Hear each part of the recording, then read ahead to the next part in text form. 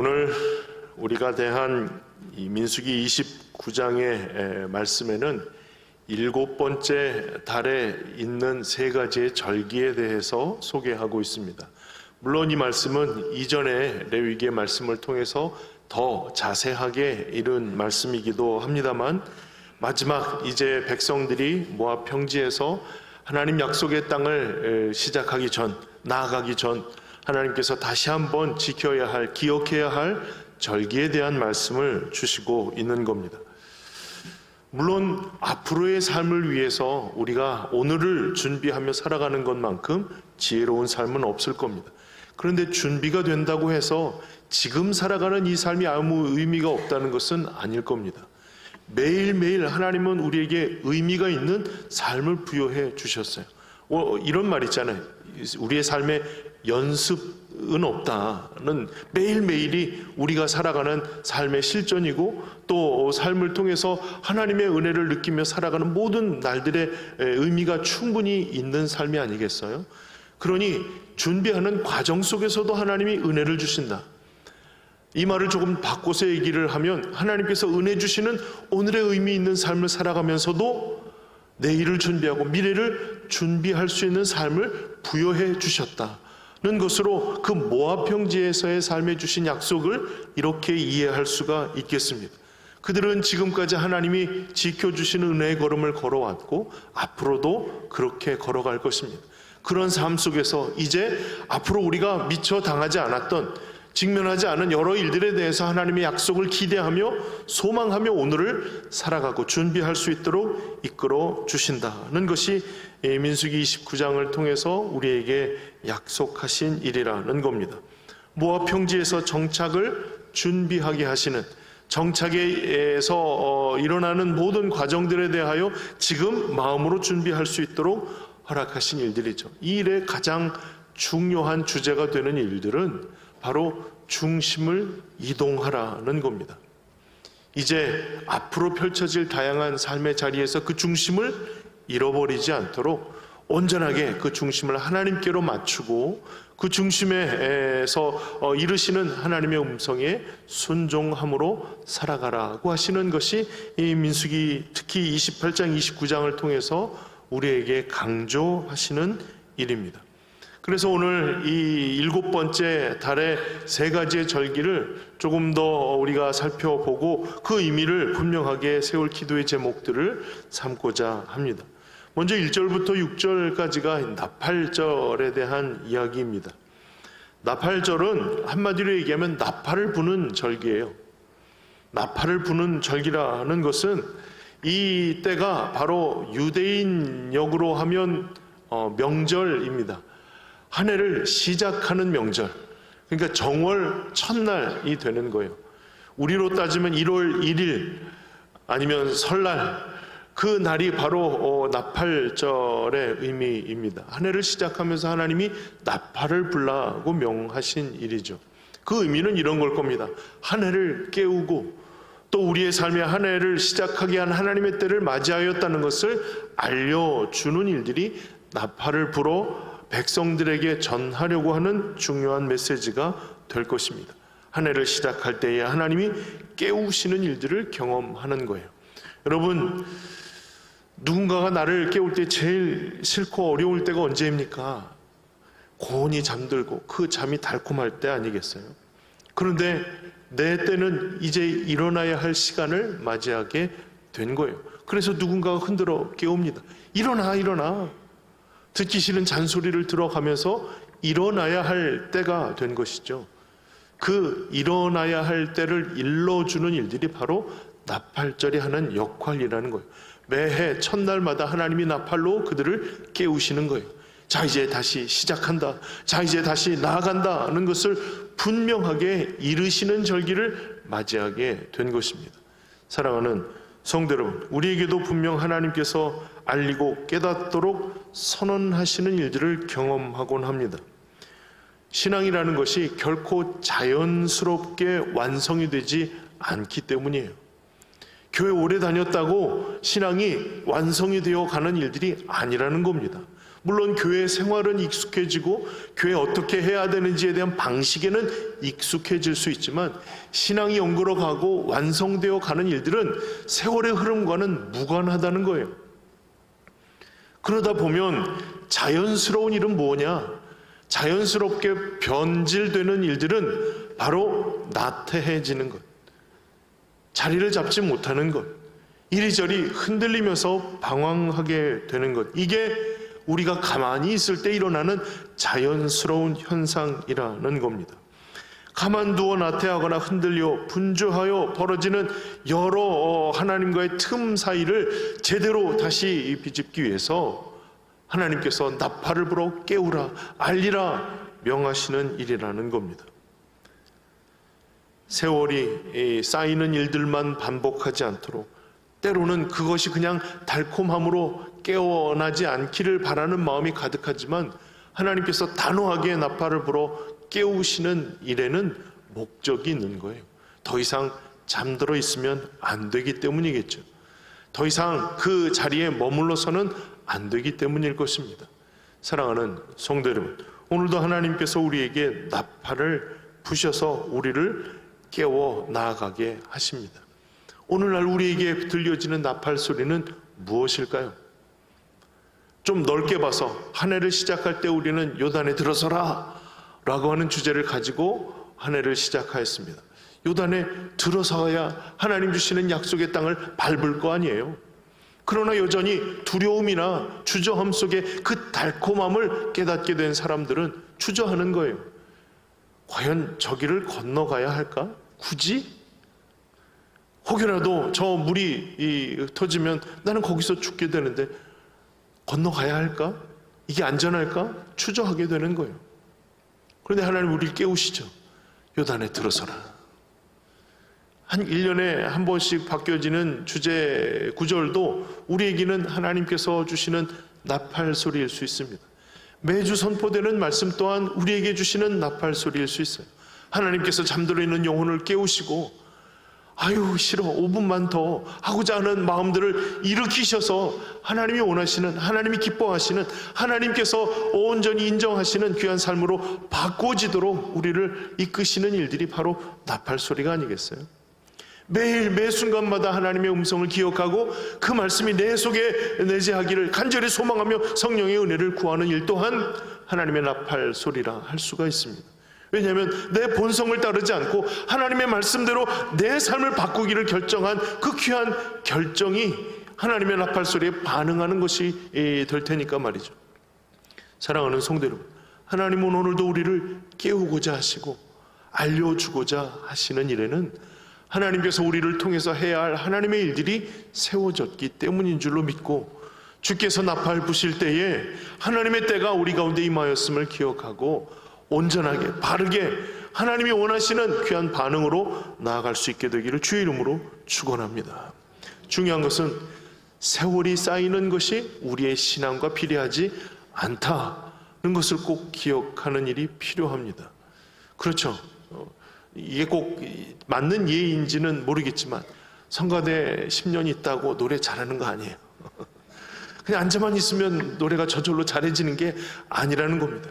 계속 연습하고 호흡하고 계속 그와 같은 일들을 반복해야 실력이 향상이 되고 잘할 수 있는 기회들이 열리게 되는 일이죠. 사랑하는 성도 여러분, 하나님께서 우리들의 마음을 새롭게 하실 때 가장 먼저 그 첫 출발에 나팔을 부시는 거예요. 깨어라. 그냥 머무르지 말고 나아가라. 이 나팔 소리가 때로는 우리에게는 좀 귀찮고 때로는 이 달콤하면서 깨어나는 일이 싫겠지만 하나님의 뜻하신 바대로 일어나야 할 때라는 것을 기억하고 주님 앞에 바로 설 수 있기를 주의 이름으로 축원합니다. 두 번째 7절부터 11절까지는 속죄일에 대한 이야기예요. 사실 7월 10일부터 10일에 시작되는 이 속죄일은 원래부터 어떤 날부터 유래가 되었냐면 모세가 하나님의 음성을 듣기 위해 시내산에 올라가서 40일 40야를 있게 됩니다. 백성들은 아래에서 모세를 기다리다가 지쳐서 아론에게 우리를 인도해낸 신을 만들어내라고 요구를 하고 금송아지를 만들었잖아요. 거기서 금송아지를 숭배하며 새벽부터 아침 일찍부터 경배하기를 시작하는 그 소리에 하나님이 견디시지 못한 거예요. 이 백성 좀 봐라. 그러면서 그 첫 두 돌판이 깨어지게 됩니다. 사실 여기서 하나님이 끝을 선언하셔도 백성들은 뭐라고 억울한 이야기를 할 수가 없어요. 근데 모세가 중재하잖아요. 하나님, 여기서 이렇게 끝내시면 안 됩니다. 그래서 하나님께서 다시 모세를 불러 일으키셔서 준비한 두 돌판에 하나님의 음성을 기록하게 하십니다. 그때 백성들은 모든 장식구들을 다 제하고 하나님 앞에 금식하며 혹시라도 하나님 우리의 긍휼히 여기시고 용서해 주심을 기대하며 기도하게 하시는 거예요. 그래서 주신 두 번째 말씀의 날이 7번째 날 열흘입니다. 이제 그것으로부터 시작하는 거예요. 하나님이 다시 시작하신, 다시 말씀을 주신, 다시 언약하신 날들을 기념하는 일들이 7월 열흘입니다. 그때가 이제 대속죄일이 된 거예요. 그러니까 하나님께서 여전히 우리의 삶의 온전함으로 회복케 하실 하나님의 때를 기대하면서 주님 앞에 집중하는 일들이 바로 이 대속죄일이에요. 1년에 한 차례 대제사장이 지성소로 들어가는 날이 바로 이 대속죄일입니다.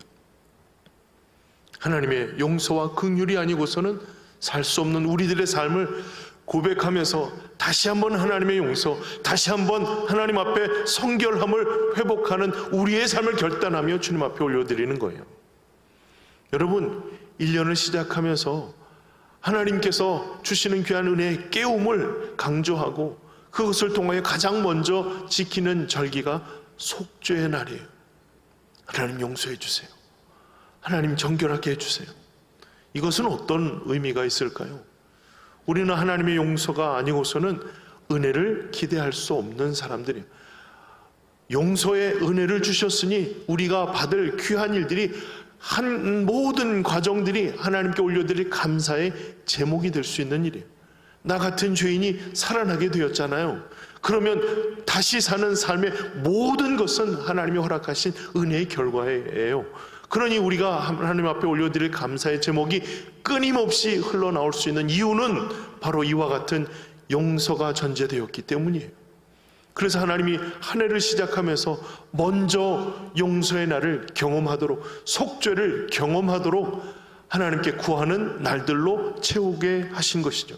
이날 해야 할 일들은 아무것도 없어요. 결코 다른 어떠한 일들도 하지 말라고 강조하셨어요. 레위기 26장에 보면 28절부터 32절까지 매 절마다 이 날을 통해서 강조한 일이 있다면 아무 일도 하지 말라는 거예요. 그러니 아무 일도 하지 않고 뭐에 집중하냐? 하나님의 용서를 구하고 하나님이 우리로 하여금 새롭게 하시는 일들에 집중하여서 하나님께서 우리를 정결한 삶으로 다시 시작하게 하시는 일들의 그 출발의 첫걸음을 주께로 집중하는 날들이 바로 이 속죄일이라는 것입니다. 하나님께서 우리를 너무나도 사랑하시지만 죄와 같이 서실 수는 없는 거예요. 그래서 그 죄를 해결해야 그 죄가 해결되도록 우리에게 요구하시는 일이죠. 그래서 하나님께서 우리를 사랑하시는 그 사랑을 확증하시도록 예수 그리스도를 통해 그 죄를 기억지 아니하실 주님의 백성의 온전함을 회복해 하신 일이에요. 그러니 우리는 더 이상 그 죄로 인한 정죄를 받지 않을 자리에 서게 된 것이죠. 얼마나 감격스러운 일이에요. 그러나 우리는 알고 있어요.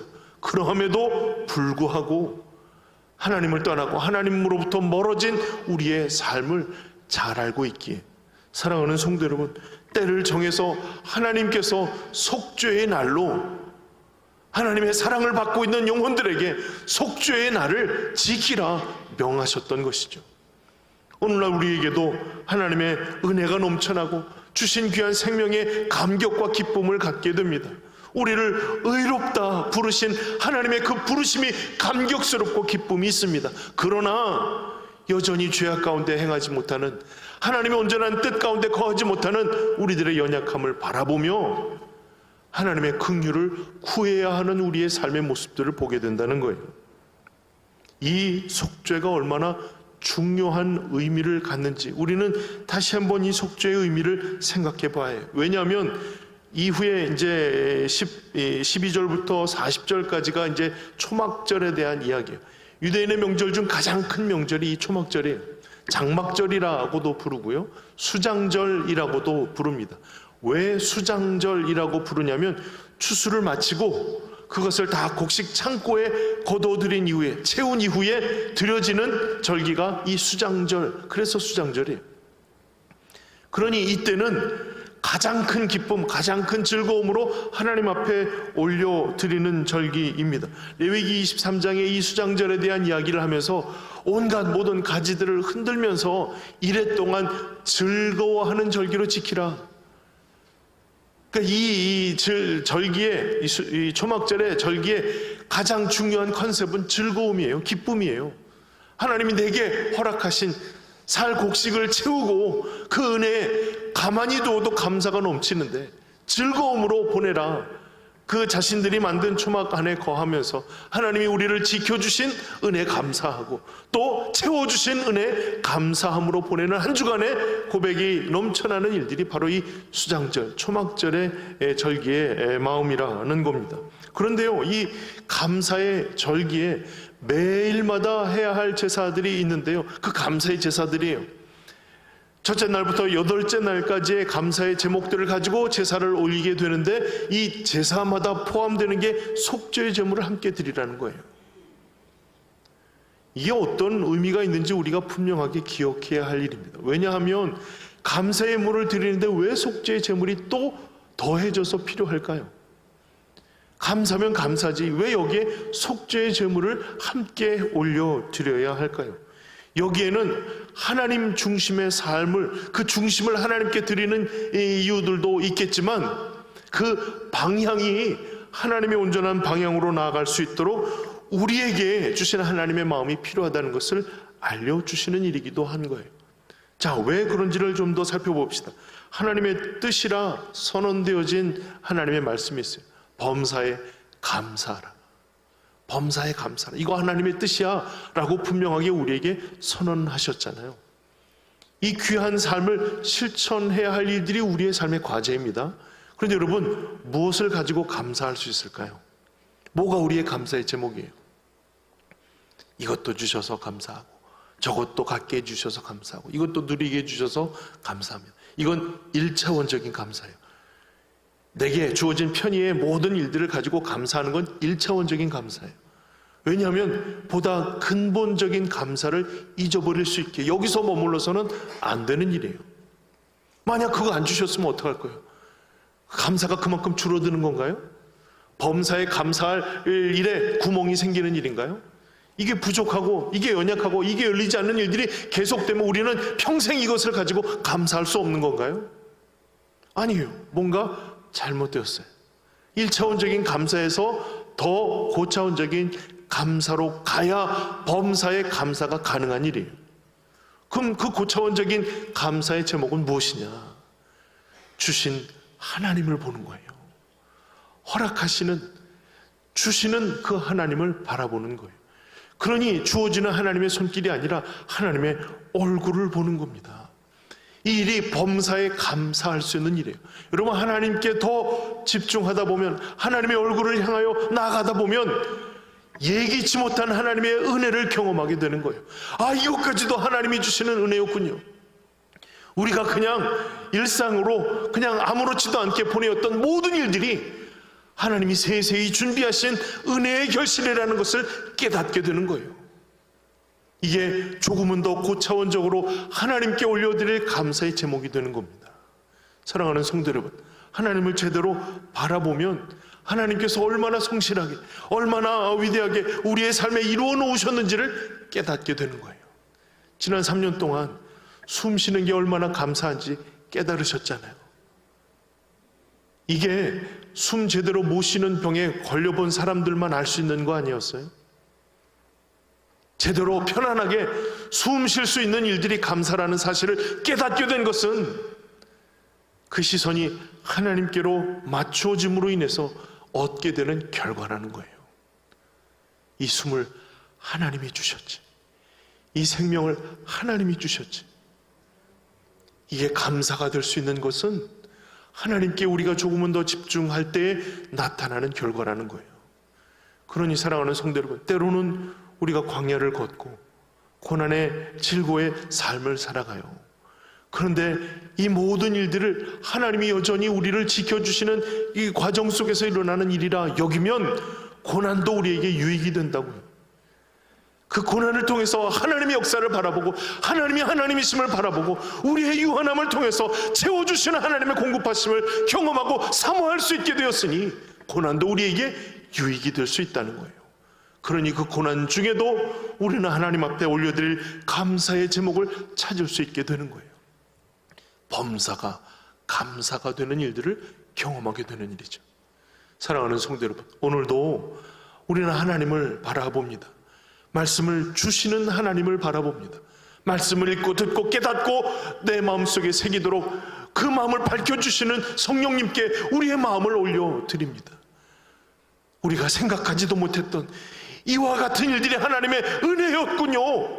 깨닫게 되고 그것으로 하나님 앞에 올려드릴 감사의 제목을 찾는 일이에요.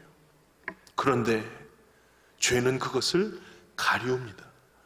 그것을 바라보는 눈을 가리우고 우리가 무엇을 생각해야 할지 그 생각을 막아버리는 거예요. 하나님 왜 이게 열리지 않아요? 속상하고 두렵고 불평하게 되는 일들이 바로 가리워진 것 때문에 일어나게 되는 일이었어요.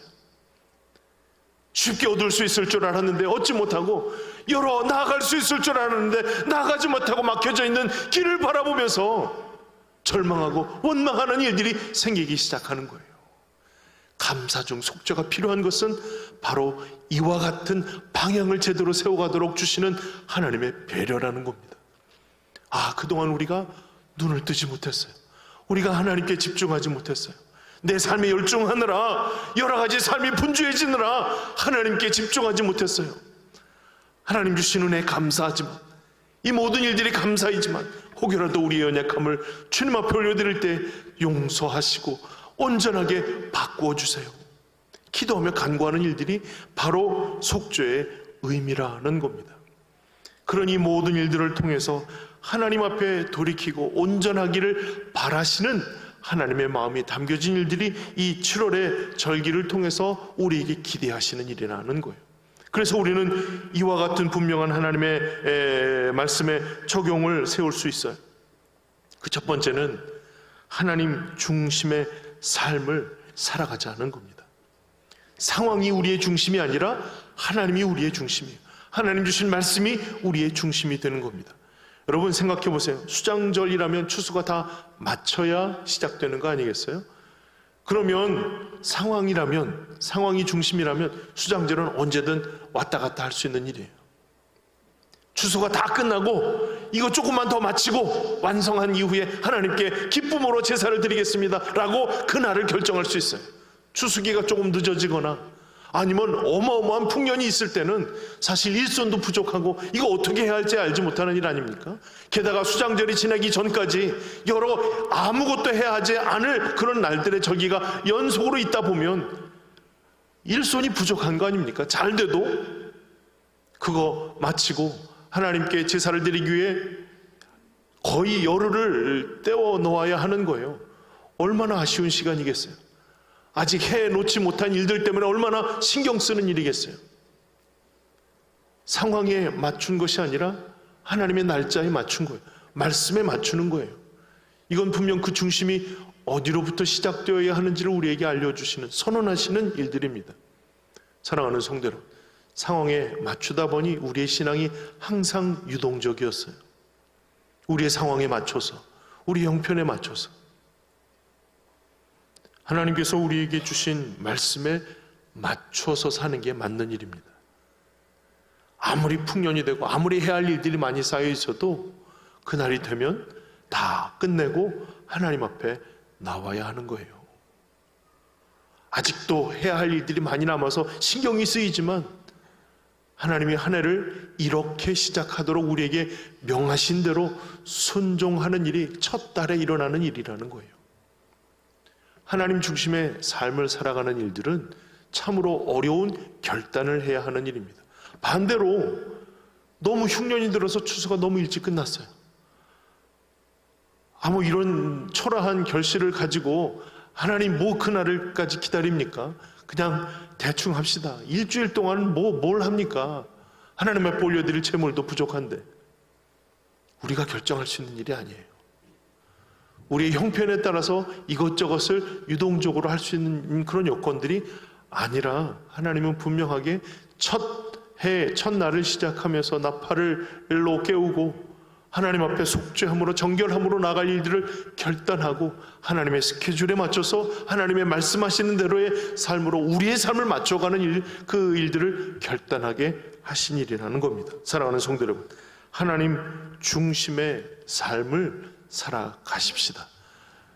이제 2023년도 9, 10, 11, 12 4개월간의 모든 과정들을 하나님께 맞추는 일들을 위해 결단하고 용기 내고 힘을 기울이는 귀한 날들로 채워지기를 주의 이름으로 축원합니다.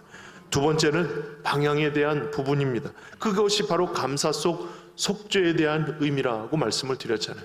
방향이 중요한 겁니다. 하나님에 대한 방향, 하나님께로 향하는 방향이 중요하다는 것을 의미하는 거예요.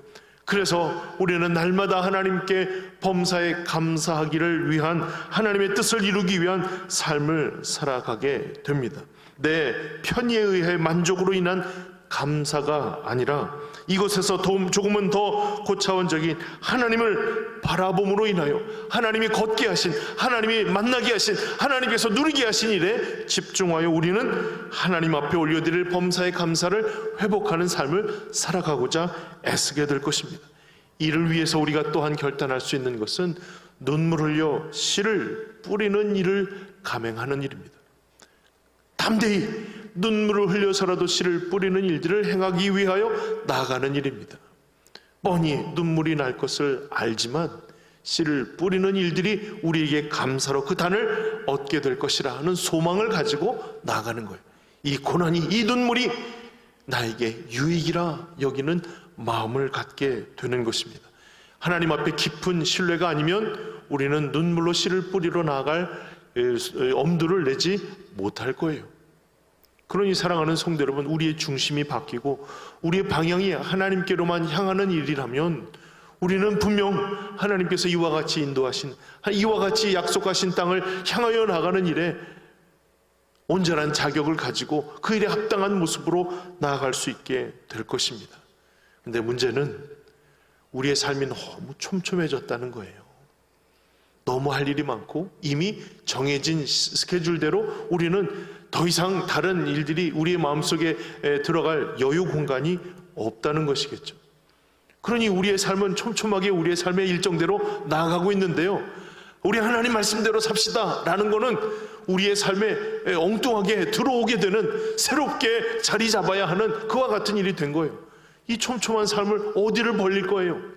어디에 그와 같은 삶을 중심으로 놓게 될 거예요? 놓을 자리가 없어요.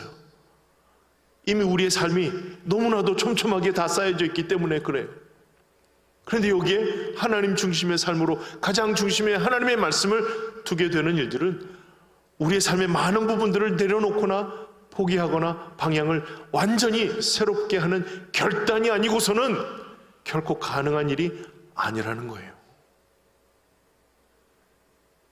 이 귀하고 또 이 엄미한 결단 앞에 우리가 서 있다면 말이죠, 우리는 분명히 결심하고 결심한 대로의 삶을 실천하기 위하여 우리의 촘촘해진 삶을 내려놓고 하나님 중심의 삶을 새롭게 시작할 분명한 결단을 내려야 할 것입니다.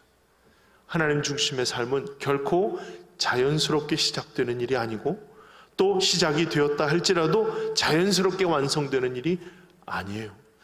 끊임없이 주님께 도우심을 간구하고 하나님 앞에 결단하는 일들이 반복되어야 조금씩 나아질 수 있는 분명한 변화가 보이게 되는 일들이라는 겁니다. 그러니 사랑하는 성도 여러분, 오늘도 하나님께서 우리를 품으시고 주님의 귀한 약속의 말씀들 속에 나가도록 이끌어 가실 때에 하나님께서 기대하시는 일들이 내 삶의 중심이 되기를 간절히 사모함으로 기도하시고 내 방향이 촘촘해진 내 삶과 상황에 이끌리는 것이 아니라 하나님 중심, 말씀 중심의 삶으로 바꾸어지기를 위해서 분명한 용기 내고 결단할 수 있는 마음을 달라고 기도하는 시간들이 오늘 우리의 결단의 제목이 될 수 있기를 주님의 이름으로 부탁을 드립니다. 우리 시간 함께 기도할까요?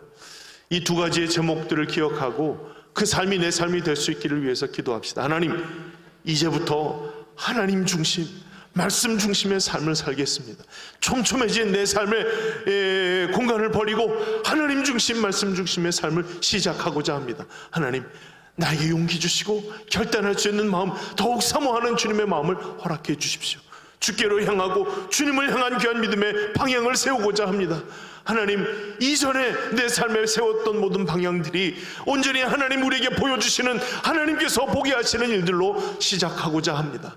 하나님, 용기 주시고 힘 주시고 주님의 귀한 마음으로 시작할 수 있게 해주세요. 결코 두려워하지 않을 하나님이 예비하신 은혜를 경험하고 범사가 감사로 채워질 하나님의 것들로 채워지리라 믿습니다. 귀한 하나님 신뢰하는 믿음으로 우리의 삶을 시작할 수 있기를 위하여 함께 이 시간 결단함으로 기도하겠습니다.